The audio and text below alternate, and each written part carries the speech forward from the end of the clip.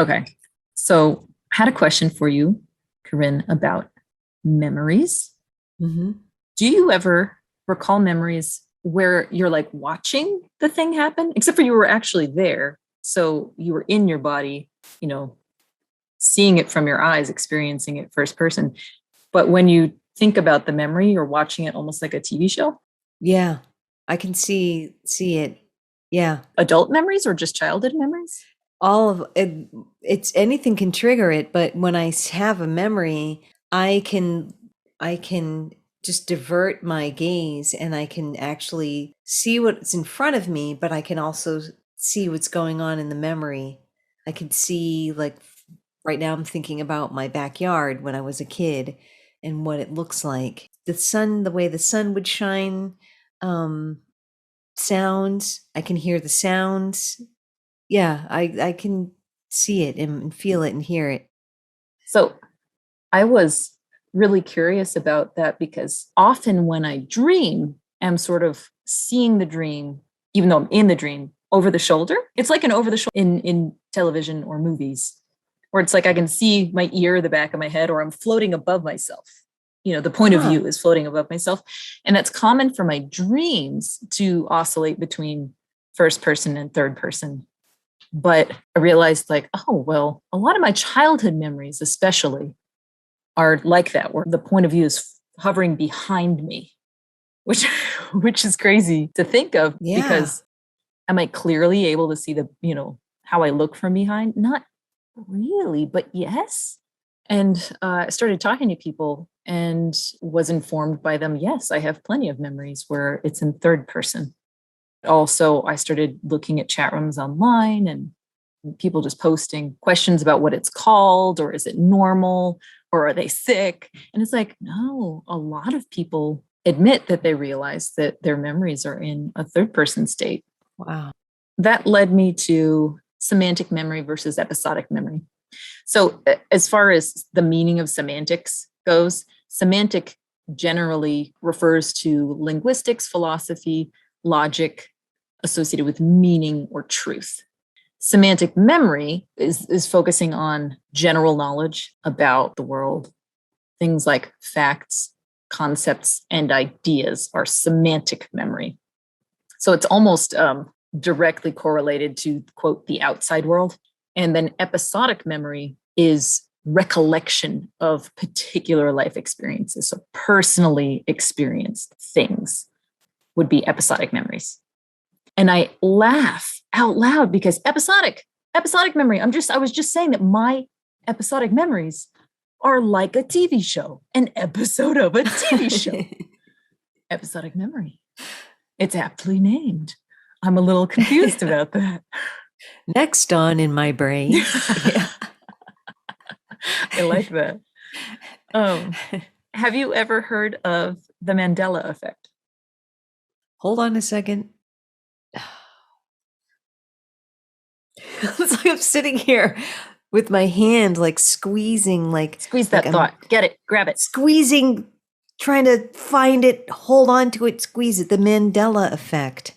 It does sound familiar. It is named after Nelson Mandela. Okay. And I'm sure you're at least vaguely aware of who he was. Yeah. So the Mandela Effect is a term that was formed around 2009, 2010. It refers to when a group of people remember things incorrectly or remember things that never happened, but as a group.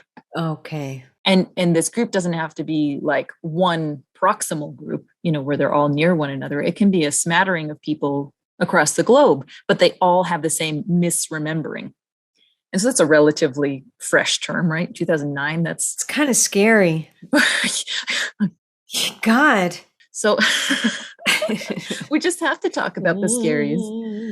It's named after Nelson Mandela because a large number of people across the globe thought that he was dead, that he died in jail or prison.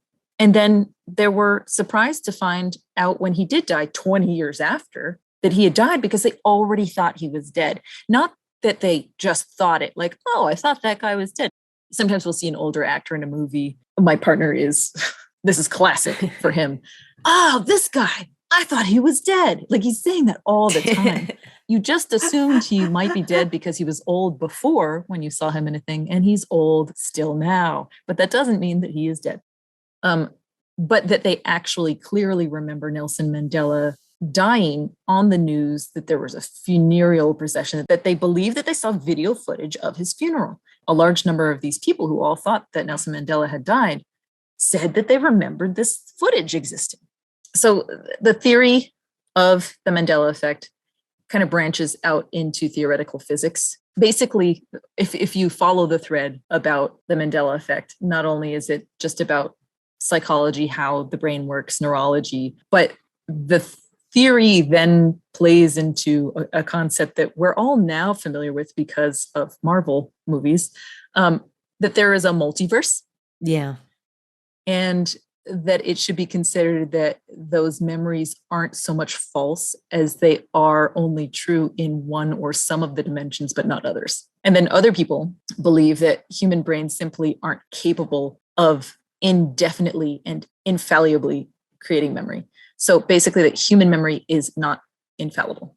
But I mean, I guess both could theoretically be true. You know, humans don't make perfect robotic records of information. We don't. Nope. That's not how the brain functions. But that, oh my gosh, what if there are these like veils between dimensions and things happen and they're so close to the dimensional wall that some of us get the memory and some of us don't get the memory. I'm not going to discuss too much about the theoretical side of that, but I just want to stay kind of on track more about human memories, how they're written, that sort of a thing. So now, do you feel like the Mandela effect is ringing a bell? I do remember hearing about it. And I actually also remember dismissing it and thinking it was stupid. Well, and I'll tell you why you dismissed it and thought it was super silly, is because a lot of the other examples are things that are really simple. Like the Mandela story is the most complex and meaningful misremembering, I think. If large numbers of people assume that this public figure died because, not assumed, I'm sorry, that's not really great language. They thought a public figure to be deceased because they have a memory of seeing proof of it on the news.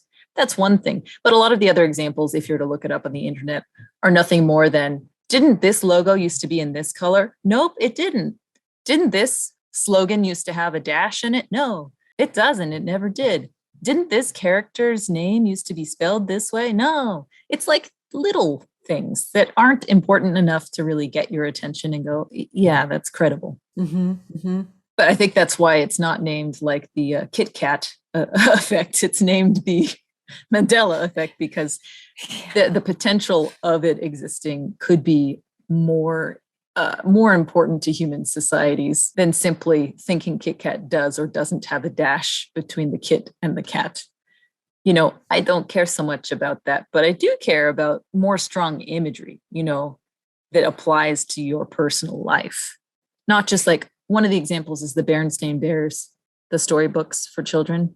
Yeah. Large numbers of people insist that Berenstain was spelled one way versus another way, and that there are basically two ways of spelling it, the correct way and this incorrect way. Berenstain, yes, as opposed to Berenstein. Or Stein. But that basically there is a number one, like, quote, truth, right? This is the actuality. If we're to look up the information now, all the proof says this is what it is.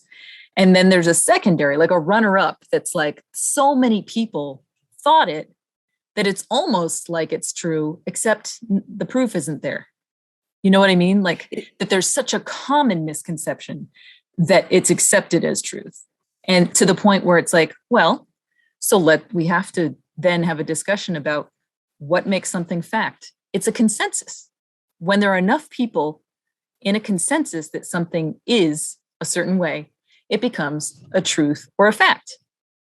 That's also very frightening. Right? And I mean, that could even be argued, right? That, no, there are things that are true, whether you accept it or not, they're truths. But I'm going to stay on the track of, it seems to me that something is accepted as true and something is accepted as fact only when a certain amount of people or a certain power of people, humans, a ghost. Okay, people, my microphone just fell off No, my it didn't even desk. fall. It like jumped. It jumped. That is so weird. Right onto my lap. Like a puppy. I think we're on to something. Okay. Yeah. All right. So, You saw that I happen. saw it happen. Like I just sat here and it just went boink. It was the tiniest Wow. earthquake I've ever seen. That's so weird. Very isolated. Okay. Now, living in this old house in this very old neighborhood, I haven't had any Ghostly thoughts or feelings or sensations or wondering, is there a ghost in the room? Is there something here? Is there a presence from another dimension? And somebody's going to come up to me and whisper in my ear, it's Berenstain.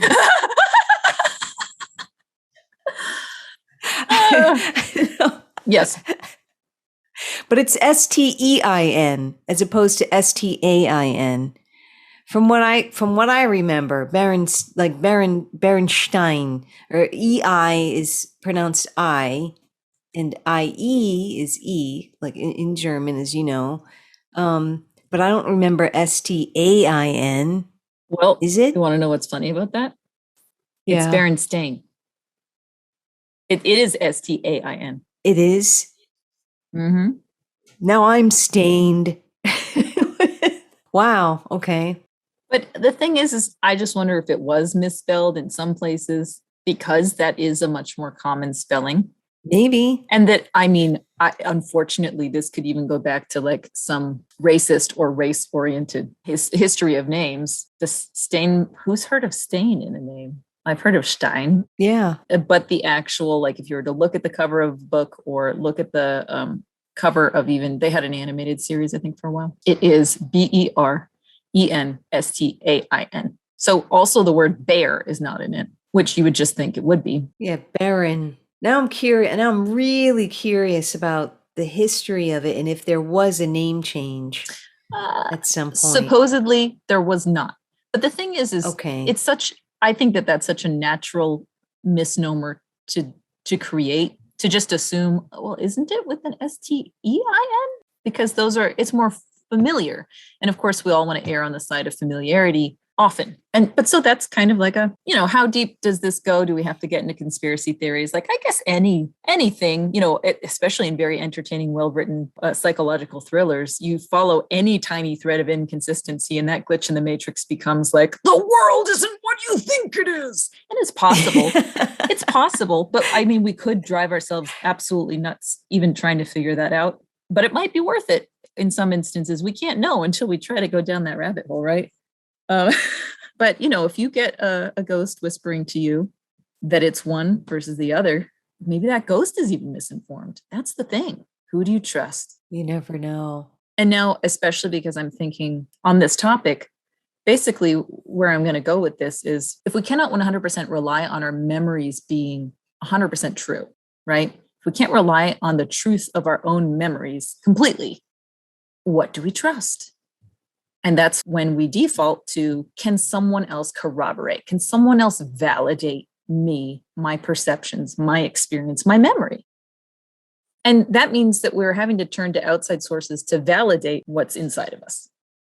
And the thing is, according to the Mandela Effect, you can have a number of people have a misconception and you can validate each other until you believe it is true, which doesn't necessarily mean it is true. But if that's the truth that you're living in, and you can successfully live in it in a healthy way, that's also like a weird new perspective for me to have, is that humans can live inside of what they believe to be true, like indefinitely. And then later it could be proven to not be true. So I've heard people beyond retirement age say something to the effect of, well, that's what I did, or that's how things have always been for me, so it's fine. It's an interesting idea to me that people will stubbornly say, it's been fine so far, so it must still be fine. That things are in a vacuum and completely stable. And if you could rely on it a week ago, you can rely on it now. Yeah. And rely on it forever. It's like, to me, the idea is thinking that everything is in its place and accessible for you. Memories, people, buildings, food, nutrition, cleanliness, social mores, like that they all stay the same shape forever for you. And it's not like a car that's moving and running and needs maintenance and needs new fuel and needs to be reevaluated and taken care of and reconsidered. Humans are wishfully thinking that things will be exactly the same for them to just reach right back in and have it again. And especially when this is a concept involving other human beings, you know that that can't be true. Yeah. If you don't talk to a friend for 6 years and then just happen to call them on a Sunday morning because you feel like it, because you were fondly remembering when you were 9 years old together, you might get mixed results, you know? How can you possibly think that you're going to get that 9-year-old version of that person just because in a moment in time you were able to embrace your 9-year-old self and that 9-year-old memory? It's interesting that we like to think that our memories are perfectly written electronic recordings and that they won't degrade and that they're accurate and that people should behave in a regular, predictable, robotic way as well. It makes me all tingly to think that that is our idea of ideal: accuracy and fact and speed. That's our obsession, right? Yeah, absolutely. And I don't know if it's in certain societies or not. I'm sure that that plays into it. But that needs to lead me to the topic of false memories. There is some amount of integrity attached to the idea that a person can have a false memory. Just you experienced something and it was misrecorded. And when you go to reaccess that memory, you're presented with something that just isn't the thing that was there. But how do you validate that it is false? That's like a huge talk. Yeah. There isn't a lot of substantiating research behind the exploration of either the third person memory. We don't know why we do it. We don't know how we do it. When we write a memory in first person perspective, but then basically archive it as a third person perspective. We do know this, that if you are monitoring brain activity and the electric activity in the brain, that one type of memory sparks differently and in a different area than the other kind of memory. So first person memory will be like blip, blip on one side, and the third person memory will be blip, blip in a different way somewhere else. So they're different, but we don't know why our body would store them like that. And we don't know when it flips into that state. I think there's a general consensus at this point that we write the memory as it's happening in the perspective that it's happening, the notes taken at the meeting. And then it's almost like the initial transcription being then formally documented and put in a folder almost. Mm-hmm. It's really fascinating. I mean, like, are you not just like shaking with this? I'm very curious about it. And, you know, I do know that as far as like our frontal versus our anterior lobes. So many lobes and hemispheres. Various lobes and hemispheres. I think that when we're imprinted and we're experiencing something, I think it really depends on what it is. I think that if it's a traumatic event versus something that's just like an everyday memory, it might get stored. Absolutely. It gets stored differently. And I think it does get stored in a different part of the brain. I know that, you know, our memories they can be buried in something. Yes. Through some kind of sensory work, you can bring it to the forefront. Yes. But yeah. Repressed memories is the terminology for it, right? Memory repression. Yes. And that we can have experiences that are so unsettling that we don't know what to do with. We don't know how to process it, or we're not in a state where we can handle it. You know, there are childhood experiences where seeing a certain kind of scary imagery is too much for you, and you can confront that when you're older. But sometimes they stay such a fear inside of you that you have to really have tools to even deal with a certain imagery. If there was a certain, you know, it's Halloween time again, there are certain characters that for one reason or another, you couldn't even look at as a child. Oh, yeah. And now you can do it without worry. But it's interesting. Okay. So it is unsettling to think that our memories are unreliable, right? But I think that what we really need to resign ourselves to is the idea that they're subject to subjectivity. Our memories are subjective in a way because they are rendered through the filter of our perceptions. And our perceptions are shaped by nature and nurture, right? They're shaped from our inner workings and influence from the outside. In a way, your memories can be made as if the witness is being led in a courtroom. Right. Oh, yeah. It can be externally influenced. Yep. There's intentional manipulation. There's unintentional manipulation of memory. Mm-hmm. Both exist. I find it equally unsettling. The idea that a person can be pressured into changes in perception, and instead of naturally growing into changes in perception, your perception can be mentally coerced into a certain shape. Whether you're under the influence of someone or your just present existence wills it so. And it makes you question, it makes you question truth just overall. I can only see what's in front of me and be in the present moment, and that's the truth. So I'm questioning everything right now. Thanks. It's unsettling. Yeah. And then adjacent to unsettled is a feeling of fear. I am afraid that what my experience has been, that it could just be rendered invalid. And if we don't have that, what do we have? But if we realize that on the whole, that it's not so extreme, it's just that humans naturally have a certain amount of capability. It will differ from person to person. We are not perfect fact machines. We're obsessed with factuality and truth. I would say we're obsessed with that kind of polarized thought process of, I know what is right, or I know what there is, and that means that everything else is not right and that everything else isn't. But if we super isolate, things become less and less true because they become so compartmentalized that they're useless. Take, for instance, if you showed me an image under an electron microscope of a cog in a clock, and you said, this is a clock, Nicole, I would be confused. I would be confused. I would have to ask you, what are you thinking? What do you mean? What kind of a clock is this? But the thing is, you're not wrong. It's a part of the clock, but it isn't really, because all it is the molecules of a kind of metal. To me, that's all I would be seeing is, this is the molecule of a metal. This is by no means definitively a clock. So when you hyper focus and pare something down and pare it down and pare it down and simplify and sand it down until it's the sliver of truth, you could have gone too far. It becomes disassociated from the whole. And so I understand in thinking this way that at some point, we talked about the line. It's not just the line is one narrow thing and you cross it and that's it. Lots of lines are very broad, but at some point you have crossed it. Is it officially when you start to cross it? Is it officially when you have crossed over to the other side of the line, that you've gone too far and it's no longer applicable? It's going to be different from discussion to discussion. And I can understand people wanting, even myself, wanting to veer away and oversimplify things just so I can get through the day, because it's time consuming and energy consuming to try to get this multiverse idea point of view, and not truly multiverse necessarily, but the multifaceted point of view of things. And that I need to accept that if you show me that and say, this is a clock, that do I have the language to say this is part of a clock? Do I have the language? Do I have the knowledge to agree partially?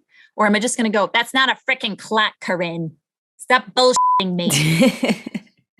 Yeah, don't be that person. But I know they exist. Yeah. That's reactive. We're very reactive right now. Right now, I would say at this point in history, after spending over a year locked up in our own homes, some of us don't have homes, so I'll just say generically locked up, that we're feeling very reactive. I'm noticing that people are very reactive. We were talking about earlier, people gravitate to what their comfort level is, and comfort level is the normalized thing. And the normalized thing is the true thing. And the true thing is the largely accepted, either by numbers or powers, concepts. You ever have those moments where you feel like the odd person out? No, I never feel that way, Corinne, ever. I'm sure you do. Yes. Okay. Understand. Yes, I understand. When you're standing there, you're looking at either side of you to see is there somebody else here that sees what I'm seeing? No, there's nobody. I'm by myself in all of this. Well, and it can feel like you're isolated, but it's not necessarily the case, right? I just watched a movie with Keira Knightley called Official Secrets. the true story of a British whistleblower who leaked information to the press about an illegal NSA spy operation designed to push the UN Security Council into sanctioning the 2003 invasion of Iraq. So, spoiler, maybe a little bit here. P.S. I just read that off of the IMDb movie hub. Basically, she looks around the room after everyone in her office has gotten this memo, and she's beside herself because basically they want them to just be quiet and support this illegal war situation. And when they first turn to each other, it's like, oh yeah, this is crazy. But then everybody just keeps doing whatever they're told. And she gets more and more sick about it. And finally is like, I have to tell someone. She's under obligation legally not to tell anyone about anything that she does at her job. It's some kind of a privacy act where basically she signed a release saying, as a person in this government body, that she's not allowed to say anything about the information she collects and what she does. And that any release of the information means that she is in the wrong. And it's a default illegal action with very, very few exceptions. And so the thing is after the fact, people came to her and said, I'm so glad you did this. I'm ashamed that I didn't do something. I didn't know what to do. And I'm not saying that in every instance where you feel like an outsider, you're in the wrong and other people are all actually on your page, right? But that lots of times we don't want to side, or we don't know where we stand. We're still processing, or we just feel like we'll be the odd one out. So we just mask it. And so when you look around and you go, I'm totally alone on this. Sometimes what you see, you have to accept as a possible truth, right? I'm observing that no one else is on the same page as me. I'm alone on this concept. But often it's a projection that people put out that they're one way when they're really on the inside or another. Behavior masking. Yeah. And again, there's that line of like, there's a certain amount of it, and it's just kind of like normal to create that sense of cohesiveness because we are kind of a pack animal. Okay, I can generally accept that. But then there's a line that crosses into like, I feel suppressed, I feel sick, I feel, all those things. But then there's a line for that too, because you can't just be a self-centered jerk all the time. So there's this sweet spot in between looking out for yourself and being a self-centered butthole. That's the sweet spot. But that sweet spot migrates quite a bit depending on person to person. It's really upsetting to be told that your perception is wrong. When somebody insinuates it, it almost hurts more than when somebody just says, no, that's not true. The insinuation is hard because then that puts upon you, did they really say that? Am I imagining that because I'm feeling insecure? Am I misperceiving this?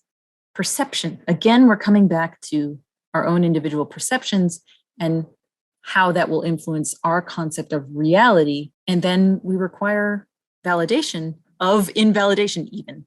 And that's sane, actually. I think, if you only ask one person, like you have a best friend or a spouse or what have you, or a guru, whoever, and you have the one person that you go to for validation, like how sane is that really to just be like, I ran it, I bounced it off of one wall. It's fine. It's totally coherent. It's totally structurally sound. I'm in the right. So there's a sweet spot in there of accepting that humans can be in error. We can be in a state of error, and that it's not a permanent state of being. It's just to be a little bit more gentle and accepting of yourself, as every day you're going to have a different energy level. Mm-hmm. Every day you're going to hit different marks. Some days you can find the words to have a conversation. Some days you cannot find the words, and you can't even make the eye contact to start the conversation. You can't do it. Some days you're pushed into things that you're really uncomfortable with, and it doesn't feel good, but you accomplish it. And then you associate that success with that discomfort, and you go, does it have to be that way? And so there are constant questions floating around about just existing and what reality is, and how unsettling it is to not be able to validate yourself. The Bo Burnham special also had a thing about like current events that are regarding systemic problems, and that he has a sock puppet that he's talking to, and the sock puppet says to him, basically, why do you view all the world instances of what's going on around you through your own myopic lens of self-actualization? Like that everything that happens on the outside is just so you can make yourself better. Oh, I'm more woke now. Like this is happening just so that I can say, I saw it, I'm there, I'm present, I am woke. It's a good status symbol, put my badge on,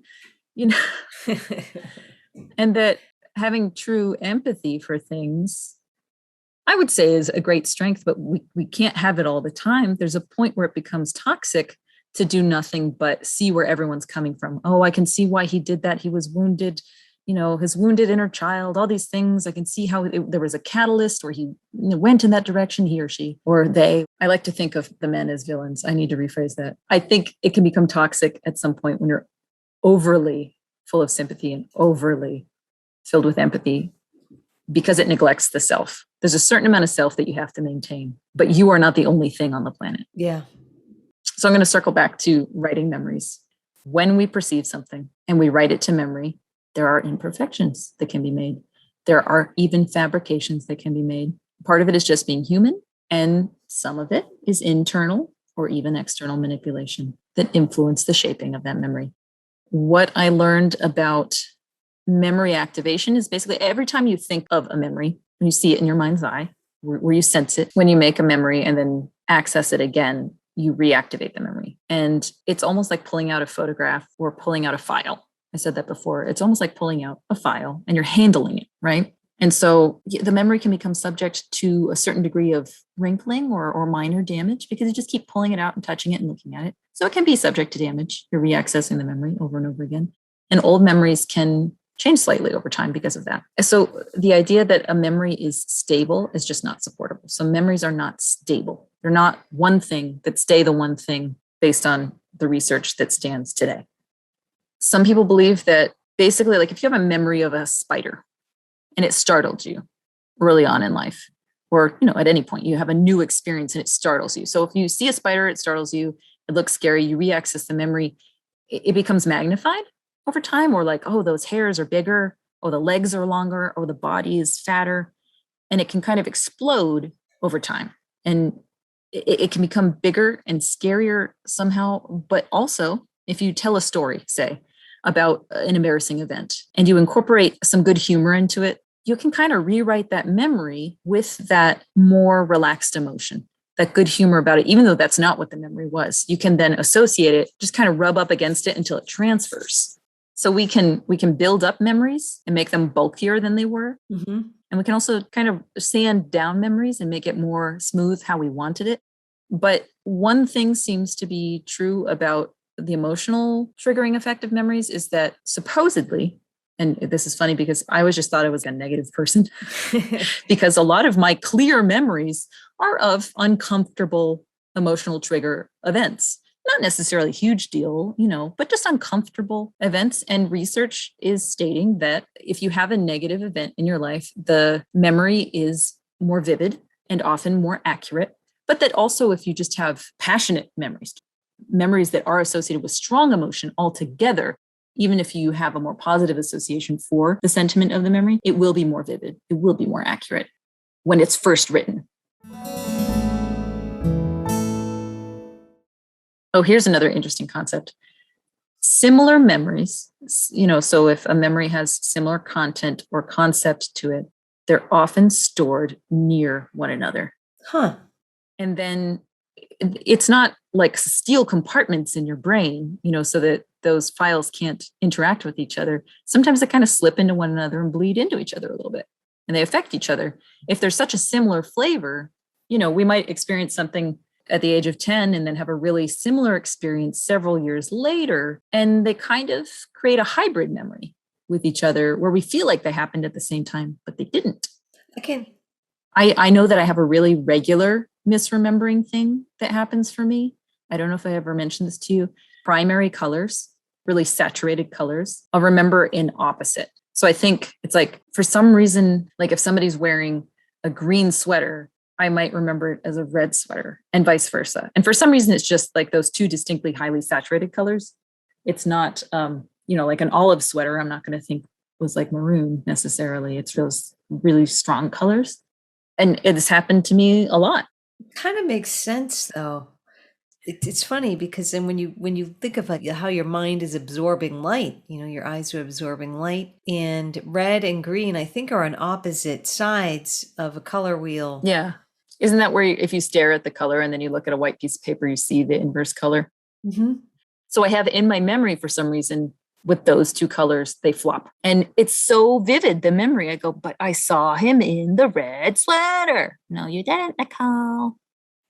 And so like I said, from person to person, there'll be these kind of flukes. But then on the whole, as far as like multitudes of people, there are really common errors that happen. A different take on the Mandela effect is the runner-up truth is, Yeah. because it's just a common mistake that a lot of human brains are going to make. It's like common injuries for horses are all leg related because that's where their weak spot is. And for humans, there's a certain weak spot for large numbers of us, but not necessarily all of us, because we don't all have the same genetic makeup and the same history and the same influencers as our bodies grow into those viable memory making machines, including but not limited to environmental toxins, nourishment, emotional stability, all those things. One of the quotes that I liked that I read in Discover was, neurons that fire together wire together. So just that idea that if something sets off a similar thing in you as something else, that you're gonna wire them together. You're gonna connect them. And sometimes that's very useful. I mean, everybody organizes their movies differently. Some people put it in alphabetical order by title. Some people put it in like the director's stuff will all go together. And some people will just be like, I know that these are like my favorite movies from this era. Mm-hmm. And we all make sense of information slightly differently. And that's just a great illustration of how we might not intentionally, but just because of how we're wired, I'll just say it like that how we record our memories is going to make sense to us in one way better than in another way, because that's how we're built to do it. Yeah. I'm not going to use a filing cabinet that's 12 feet tall. I'm sure there's somebody out there that will use a filing cabinet that's 12 feet tall, which is kind of just like a bizarre way of me saying, like, we're all going to build our lives and our memories and our values at a different pace, at different levels, and in a different order. And there's some amount of standardization. Some amount of standardization is so helpful. I want to talk a little bit more about how memory directly relates to our ideas of reality and truth, and how memories being manipulated by external sources can also mean the way we remember things can be strongly influenced simply by which society we live in. Because if we can't validate something within the context of our known environment and our known society, then we'll either manipulate it, repress it, try to throw it out, try to bond it with something else that makes it seem more complete. And that it's interesting that when we're just talking about memory, it's of course not just about memory, but also about subconscious thought, conscious thought, what we say out loud, what we think to ourselves, like that it all is part of the neurological wiring of things, and that it is so interconnected to how we behave as humans. There's a chicken and egg effect where it's like, oh, well, we behave like this because we were wired like this. And then it's like, oh, well, we're rewiring like this because we're behaving like this. You hear what I'm saying? Yeah. And it could be helpful, especially with people who are suffering from different psychoses and mental disorders, where they literally have to restructure and rewire their brains so they can exist, and I'm going to put this in quotes, pain-free. Well, and that's interesting too, because it's society that's going to decide on the whole when something is considered a disorder. How far beyond the parameters of our accepted behaviors and feelings and difficulties makes it more about treating you versus treating society.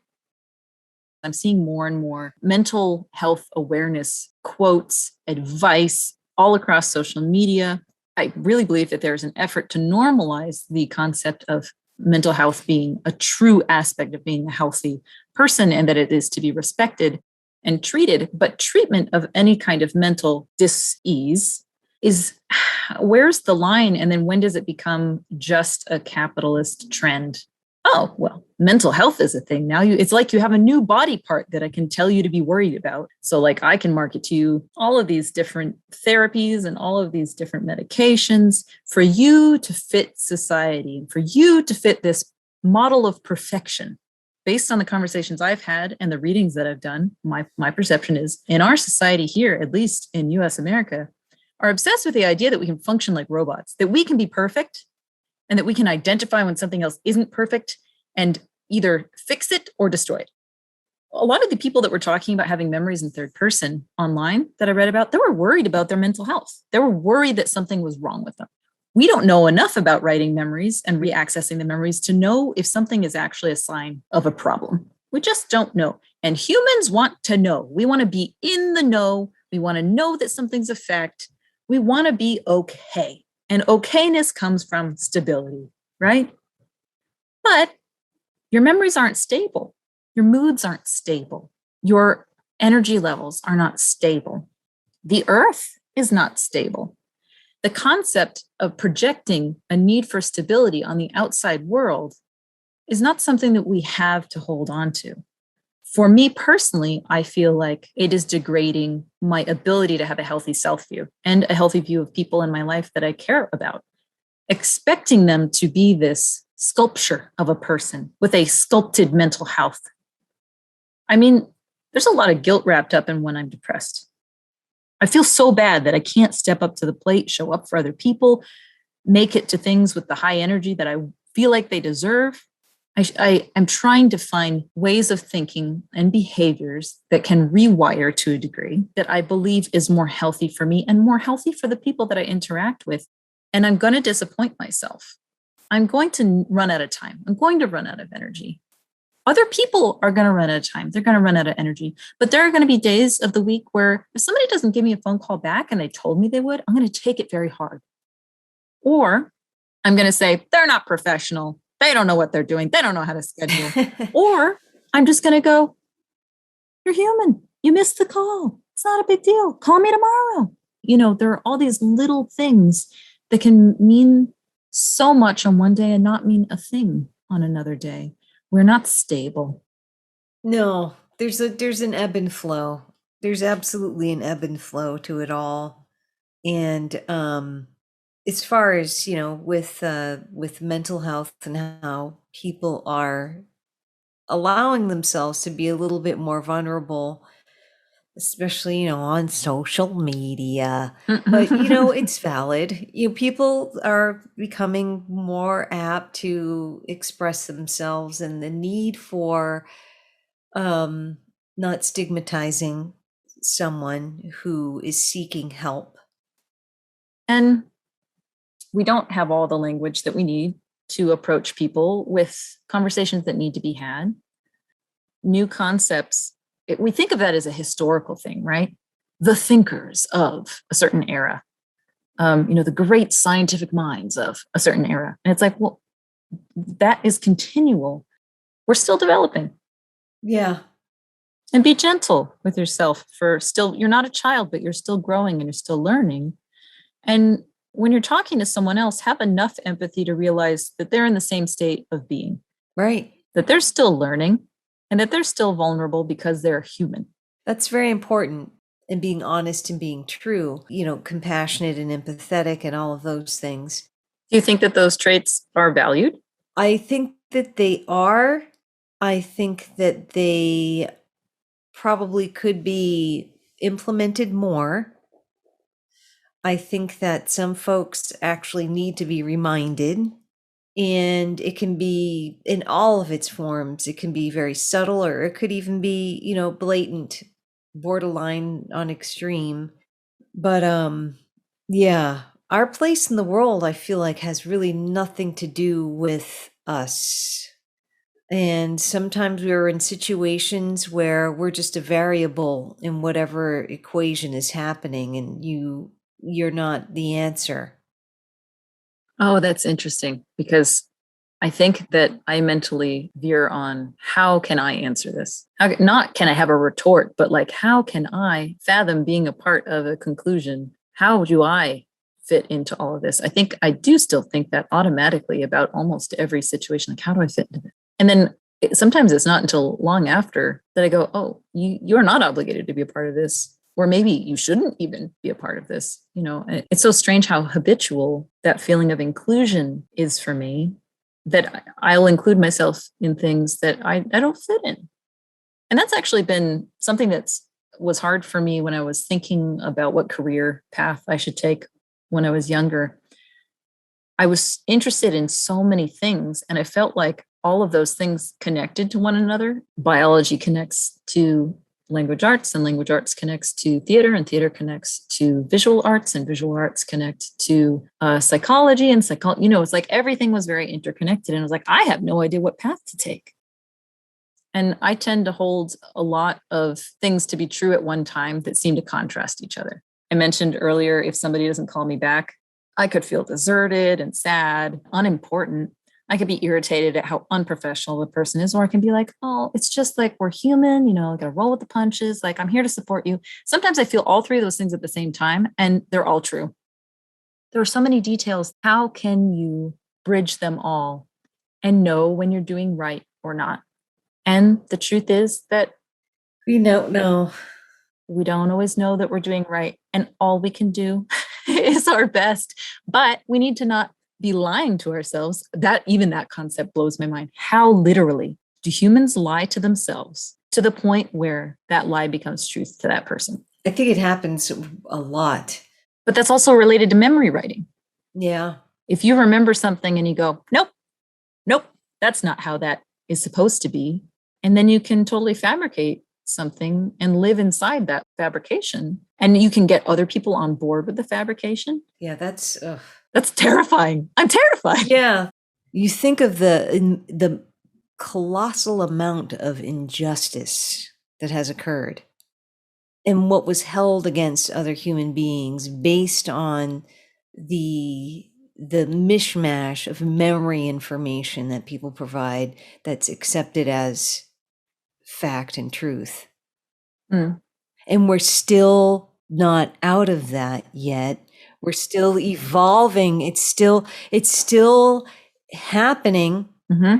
And if you start to question someone's capacity for what they remember in their memory, and they feel like they're being interrogated and they go on the defensive and they feel insulted, all of those things, rather than accepting, I'm not that intimate with my own brain where I know exactly how my brain works. If we could only just say, you know what? I don't know. Oh, the power of I don't know. The power of I don't know. We all want to be in the know. I said it before. It's true. I don't like not knowing the answer. And I used to be very, very reluctant to even say I didn't know. What I'm fascinated by is, I always accept the unknown. It's there. It's everywhere. The unknown is everywhere. And, when it comes to the human brain, when it comes to our minds, there is a large amount of I'm going to say gray matter, in the sense that we don't wholeheartedly understand it. And to me, that's really fascinating. I don't think I will know myself well enough to know exactly how my brain works. So I always have to be open to the possibility that maybe my perceptions of things are skewed, and I have to be open to receiving information from others to help me get to where I need to be, and not to be. And in some ways, there are things that I know to be true, absolutely true. And my perception is not skewed. So yeah, it's fascinating. You just kind of want to take a step back to get a better view of what's happening around you, especially when it involves other people and their behavior and their beliefs and the things that they say. So I guess it's taking in information. So that's kind of, my takeaway with this, and not to feel like there's something inherently wrong with myself, ourselves, when we're confused about how we're remembering something. Mm-hmm. The confusion doesn't mean you're bad or you're stupid. No, it doesn't. There's so many parts to this structure of what the memory is, and so you can't hold yourself accountable to being perfect. Thanks for tuning in to By the Roots with hosts Nicole Berry and Corinne Meadors. Music by Mim Paquin.